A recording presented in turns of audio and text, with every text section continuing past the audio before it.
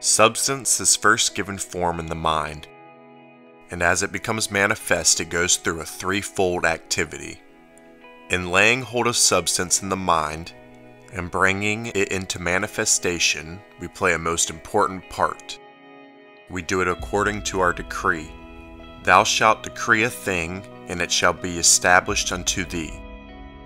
We are always decreeing, sometimes consciously, often unconsciously, and with every thought and word, we are increasing or diminishing the threefold activity of substance. The resulting manifestation conforms to our thought. As he thinketh within himself, so is he. There is no scarcity of the air you breathe. There is plenty of air, all you will ever need, but if you close your lungs and refuse to breathe, you will not get it and may suffocate for lack of air.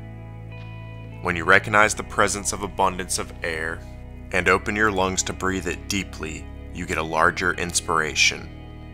This is exactly what you should do with your mind in regard to substance.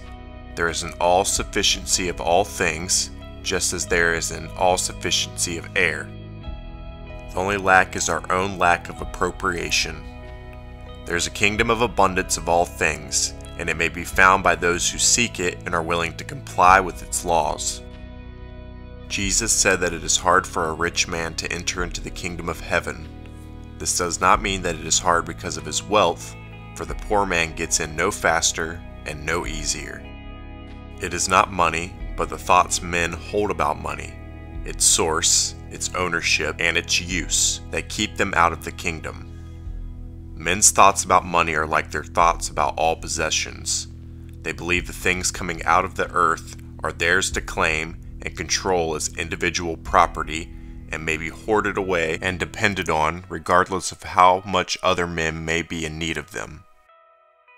The same belief is prevalent among both rich and poor. Even if the two classes were suddenly to change places, the inequalities of wealth would not be remedied. Only a fundamental change in the thoughts of wealth could do that. Before there is any fundamental social or economic change, men must begin to understand the relationship to spirit and to one another as common heirs to the universal resource that is sufficient for all. They must give up some of their erroneous ideas about their rights.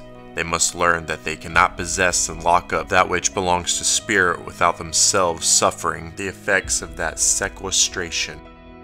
The poor man is not the greatest sufferer in the concentration of wealth, for he has not concentrated his faith in material things and chained his soul to them. Those who are rich in the things of this world are by their dependence on those things binding themselves to material things and are in material darkness. The realm of causes may be compared to steam in a glass boiler. If the glass is clear, one may look right at it and see nothing at all. Yet when an escape valve is touched, the steam rushes out, condenses, and becomes visible. But in this process, it also has lost its power. Substance exists in a realm of ideas and is powerful when handled by one who is familiar with its characteristics. The ignorant open the valves of the mind and let ideas flow out into a realm with which they have nothing in common.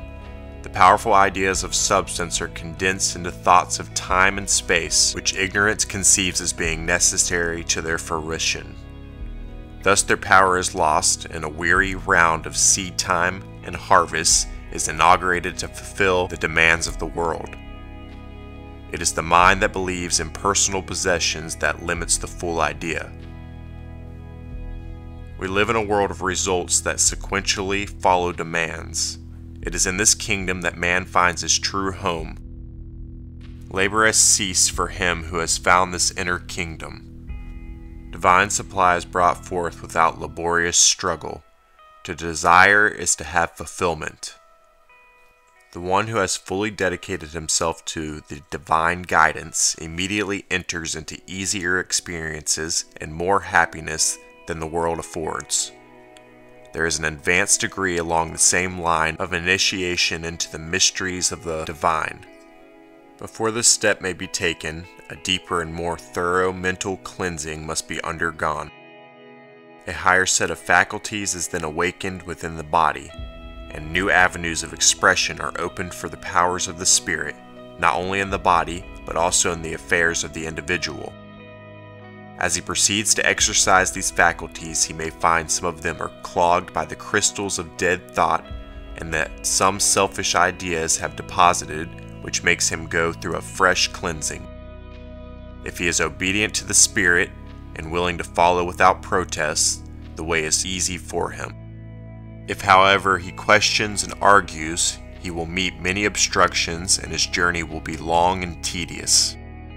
We want to make this substance the faith has brought to our mind, enduring and abiding, so that we do not lose it when banks fail or men talk of hard times. We must have in our finances a consciousness of the permanency of the omnipresent substance as it abides in us. Some wealthy families succeed in holding their wealth while others dissipate in one generation because they do not have the consciousness of abiding substance. For many of us, there is either a feast or a famine in the matter of money, and we need the abiding consciousness. There is no reason why we should not have a continuous, even flow of substance both in income and outgo. If we have freely received, we must also freely give and keep substance going, confident in our understanding that our supply is unlimited and that it is always right at hand in the omnipresent mind of God. In this understanding, we can stand depressions, losses, and financial failures and still see God as abundant substance waiting to come into the manifestation. That is what Paul meant by taking up the whole armor of God, that ye may be able to withstand in the evil day. The substance that has in the past been manifest in our affairs is still there. It is the same substance and cannot be taken away. Even though there seems to be material lack, there is plenty of substance for all. We are standing in the very midst of it. Like the fish, we might ask, where is the water when we live and move and have our being in it? It is in the water, in the air, everywhere, abounding, glorious spiritual substance. Take that thought and hold it. Refuse to be shaken from your spiritual stand in the very midst of God's prosperity and plenty, and supply will begin to come forth from the ether, and plenty will become more and more manifest in your affairs. We know that strength is manifest everywhere, for we see in the mechanical world. A great locomotive starts from the depot, moving slowly at first, but when it gains momentum, it speeds down the track like a streak. It is the same with spiritual strength. Beginning sometimes with a very small thought, it takes on momentum and eventually becomes a powerful idea. Every one of us can strengthen his hold on the thought of divine substance until it becomes a powerful idea, filling the consciousness and manifesting itself as plenty in all our affairs. As you lay hold of substance with your mind, make it permanent and enduring. Realize your oneness with it. You are unified with the one living substance, which is all sufficiency. From this substance you were created. In it you live and move and have your being. By it you are fed and prospered. The spiritual substance is steadfast and immovable, enduring. It does not fluctuate with market reports. It does not decrease in hard times, nor increase in good times. It cannot be hoarded away to cause a deficiency in supply and a higher price. It cannot be exhausted in dulls to meet the needs of privation. It is ever the same, constant, abundant, freely circulating, and available. The spiritual substance is a living thing, not an inanimate accumulation of bread that does not satisfy hunger, nor water that fails to quench thirst. It is living bread and living water, and he that feeds on God's substance shall never hunger and never thirst. The substance is an abiding thing, not a bank deposit that can be withdrawn, nor a fortune that can be lost. It is an unfailing principle that is as sure in its workings as the laws of mathematics. Man can no more be separated from his supply of substance than life can be separated from its source. As God permeates the universe, and life permeates every cell of the body, so does substance flow freely through man, free from all limit or qualification. In the new era, that is even now at its dawn, we shall have a spirit of prosperity. This principle of the universal substance will be known and acted on, and there will be no place for lack. Supply will be more equalized. There will not be millions of bushels of wheat stored in musty warehouses while people go hungry. There will be no overproduction or underconsumption or other inequalities of supply, for God's substance will be recognized and used by all people. Men will not pile up fortunes one day and lose them the next, for they will no longer fear the integrity of their neighbors, nor try to keep their neighbor's share from him. Is this an impractical utopia? The answer depends on you. Just as soon as you individually recognize the omnipresent substance and put your faith in it, you can look for others around you to do the same. Even one life that bears witness to the truth of the prosperity law will quicken the consciousness of the whole community.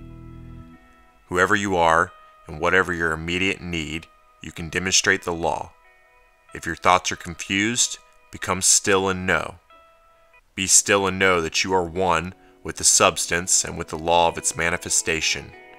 Say with conviction, I am strong, immovable spirit substance. This will open the door of your mind to an inflow of substance-filled ideas. As they come, use them freely.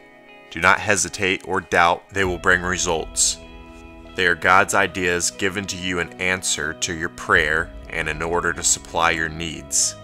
They are substance, intelligent, loving, eager to manifest themselves to meet your need.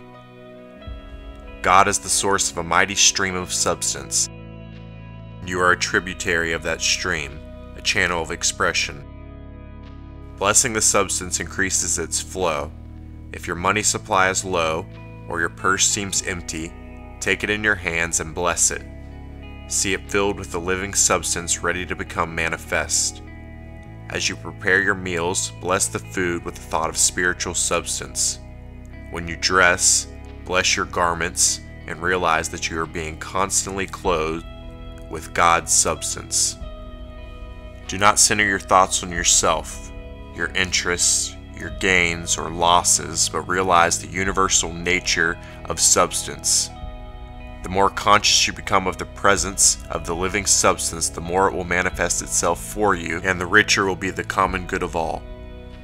Do not take anyone's word for it, but try the law for yourself. The other person's realization of substance will not guarantee your supply. You must become conscious of it for yourself. Identify yourself with substance until you make it yours.